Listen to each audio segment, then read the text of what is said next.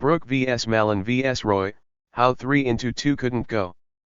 How the battle for one spot in England's World Cup squad unfolded. It's been one of the toughest selection calls imaginable, but England have opted to axe Jason Roy from their final World Cup squad, after a protracted saga that has dominated the back end of the international season. Here's how the timeline unfolded. August 13th. Matthew Mott, England's white ball coach, tells the Mail on Sunday that he hopes to convince Ben Stokes out of ODI retirement. Jos Buttler will probably lead the way on that communication, but Ben's pretty straight with all of us. We will see if he's keen. August 14th. The Telegraph report that Stokes will make a sensational U-turn and that he has indicated to England's management that he will be available for the World Cup. August 15th. England selectors meet in Nottingham, where Buttler is staying ahead of a 100 fixture. They come up with a 15-man squad for their 4-match series against New Zealand, which doubles as their provisional World Cup squad. Jason Roy is penciled in as Johnny Bairstow's opening partner, with David Malan as the spare batter. August 16th. England announce their squad, with Stokes' return squeezing Harry Brook out. That's the incredibly tough decision we've had to make, Luke Wright, one of the selectors, says of Brook's omission. I'm sure he's disappointed, but unfortunately in a 15-man squad, someone's going to have to miss out. August 18th. Brook hits 44 off 24 balls for Northern Superchargers in the 100, 24 hours after Malan was dropped by Trent Rockets. Obviously it's disappointing, but I can't do anything about it now, Brook says. You've just got to move on. I'm trying not to think about it anymore. August 22nd. Brook hits 105 not out off 42 balls for Superchargers against Welsh Fire, in a team total of 158 for 7. It is the highest individual score of the men's 100 season, and the fastest century in the tournament's brief history. I had my game plan, stuck to it, and thankfully I middled a few, he says. Harry Brook produced an astonishing century for Northern Superchargers, soon after his World Cup omission. Harry Brook produced an astonishing century for Northern Superchargers, soon after his World Cup omission. August 25th. Buttler leaves the door open for Brook's return. There's still a long time before everyone is meant to get on the plane, so we'll wait and see what happens, he says.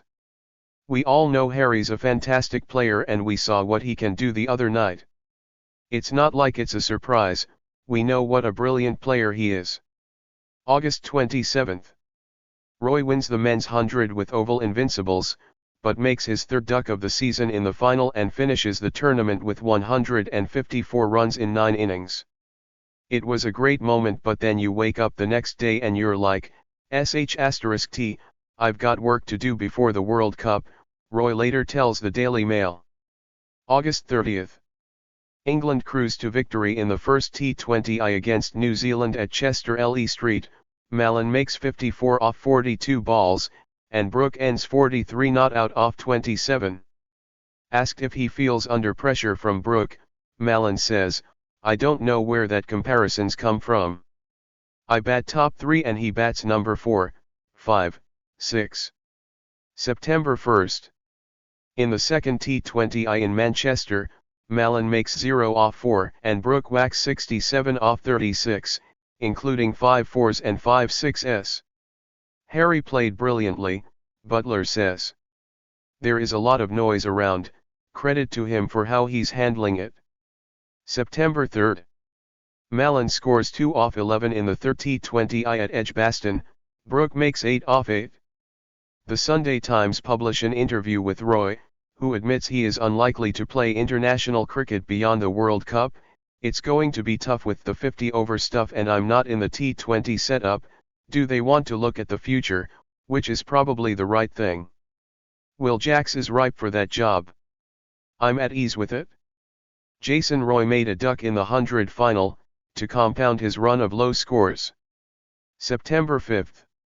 Malan hits 26 off 21 in the final T20I at Trent Bridge, while Brook makes 4 off 8. Speaking before the game, Mott repeatedly stresses that the squad is only provisional, telling Sky Sports, "What I've been most impressed by is his response since missing out, and that's what great players do. There's a lot to play out before we pick that first 11 against New Zealand in India, and we've always said it's a provisional squad." September 6.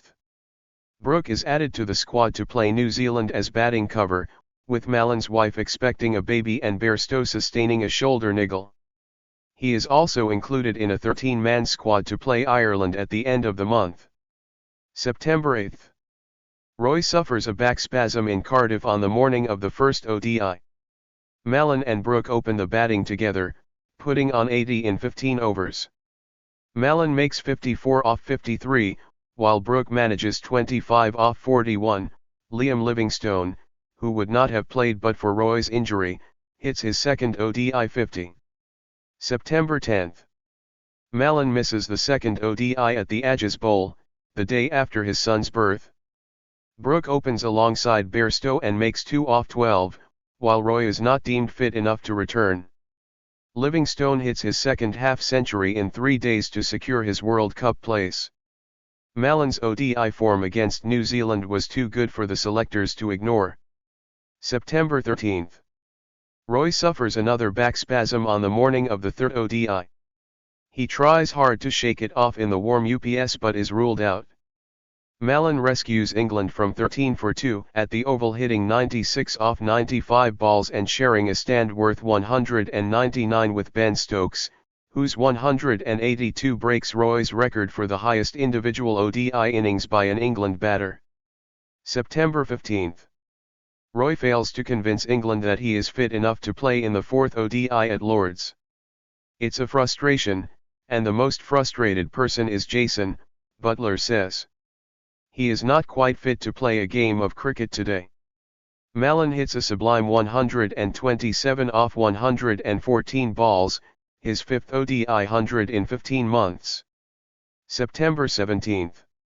England name their finalised World Cup squad, with Brook replacing Roy in the only change from the provisional list. September 18. Wright explains that Malan has leapfrogged Roy as Bairstow's opening partner, and that Brook's versatility and fitness gave him the edge over Roy as the spare batter.